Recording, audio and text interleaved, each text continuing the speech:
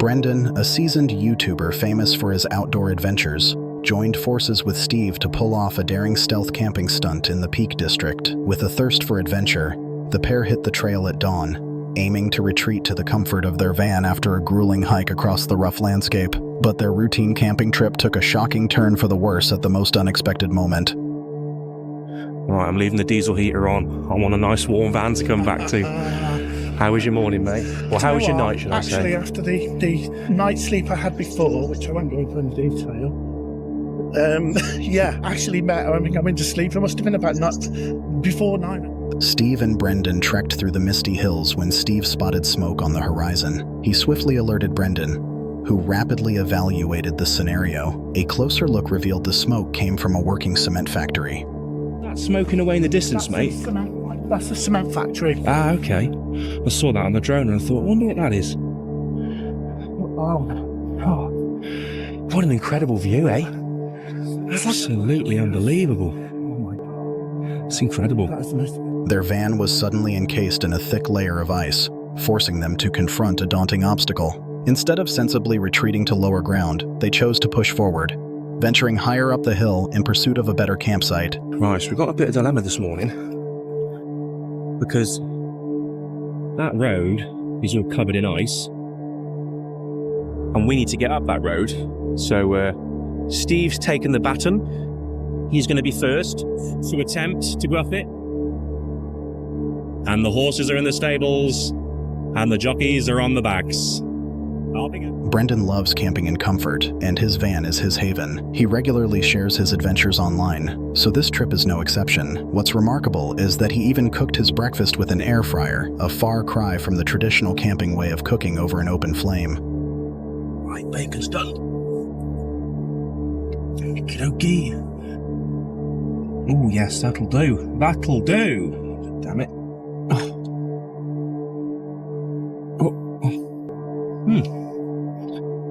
That's hot. Brendan's health issues slowed their progress, forcing him to fall behind. To avoid holding each other back, they made the tough decision to separate. Brendan headed to the nearby village of Buell to rest and recover, with Steve agreeing to meet him there later. I know from previous experience, from doing various different things in my youth, that carrying on a sub-zero walk across treacherous ground with wet feet, with at least 3 or 4 miles to go, would be a pretty silly decision for my health. So it's not very often I turn back, but on this occasion I didn't feel safe going forward, and I think you have to be honest with yourself and actually look at what's going to come if things go wrong. Good luck, Steve, if you're watching this now, mate. Best of luck to you, buddy. Our next park up is to go and explore the little town/village of Bakewell. Brendan seized the moment to discover Buell's charms while waiting for Steve. This quintessential village, famed for its picturesque countryside, offered him a taste of local culture. He hunted down the legendary Buell pudding, a true delicacy, and strolled through the village, absorbing every distinct sight and sound. So we're off right now. We're going to have a little walk around Bakewell.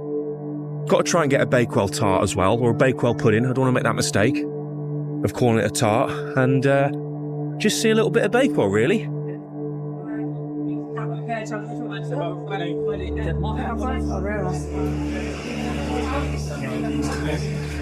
When Brendan caught up with Steve at the van, he was taken aback by Steve's new clothes. "What's with the change?"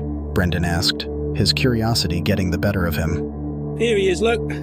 Now, one question for you, before you say a word, right, okay? The one thing you said to me on the phone, right? Yeah. Before you made your way here was, I'm just going back to the van to get changed. Yeah. So why did you need to get changed? What happened on that route that you're not going to tell us about? Come on. It was muddy. Yeah? It was muddy. Did you slip on your arse? Maybe. Describe the scene to us. Well, literally. Not you falling over. No.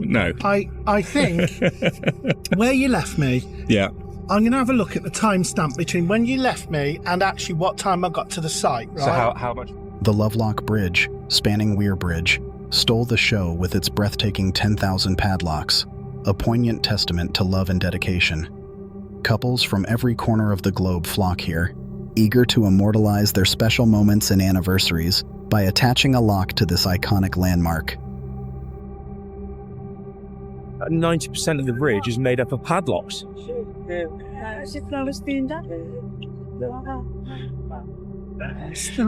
Phil and Vicky. Yeah. Let's read some names out, shall we? The Ushers. Joe and Irene. That is compact, isn't it? Yeah. So what's this? Brendan and Steve chose Weaver Hills in Ashbourne, famous for its stunning views and calm atmosphere, to spend the night under the stars. But their dream of a peaceful evening turned into a nightmare. Place, most of which are positive, may I add. Apparently, some of the locals aren't too happy about people parking here. For whatever reason, I don't know. Brendan's eyes snapped open at midnight, jarred by the sound of movement outside his van. He froze, straining to hear more, and realized someone or something lurked outside. Steve, alert to the same noise, emerged from his van, and together they moved to confront the intruder. But I can guarantee you it's probably something to do with rubbish.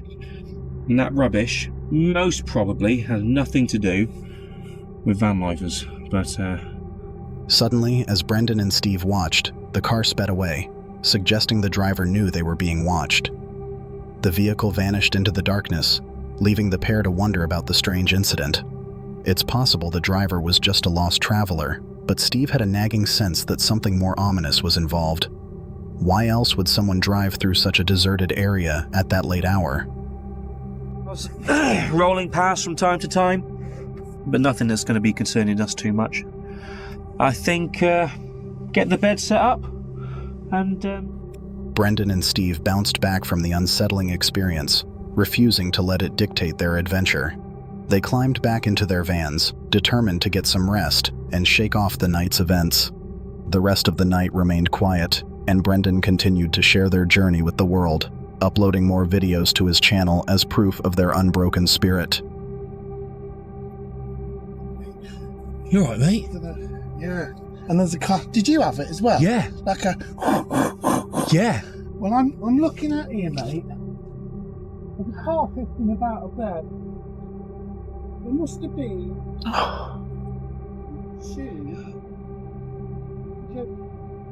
They were hit by the van.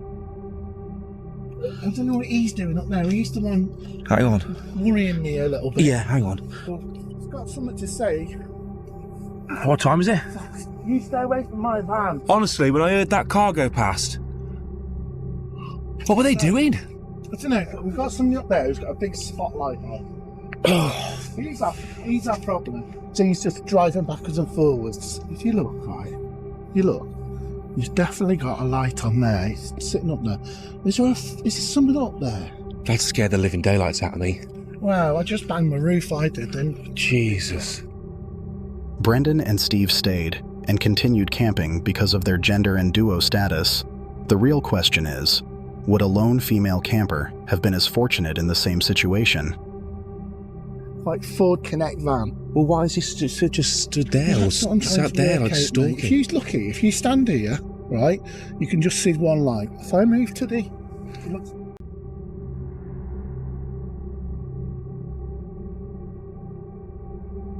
What, Land Rover?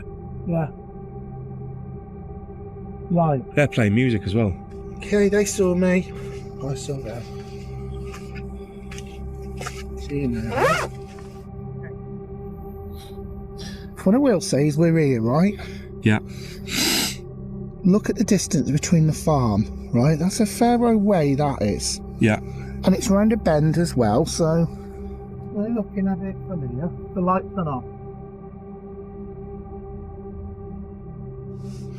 Right. So what would that light have been then? That would have been a vehicle, mate. I've got to be honest, like, because that farm's quite a way away. Now, we've had another vehicle. Look, mate, look at the time, what time it is, right? You're not going to just get anybody coming down here, are you? At least if they'd have stopped and just said something, because we were outside the vehicles. Yeah. It might have just given us a bit more of an inkling of what their intention was, but... Try and settle in again for the second time tonight. Good night, mate. All right, mate.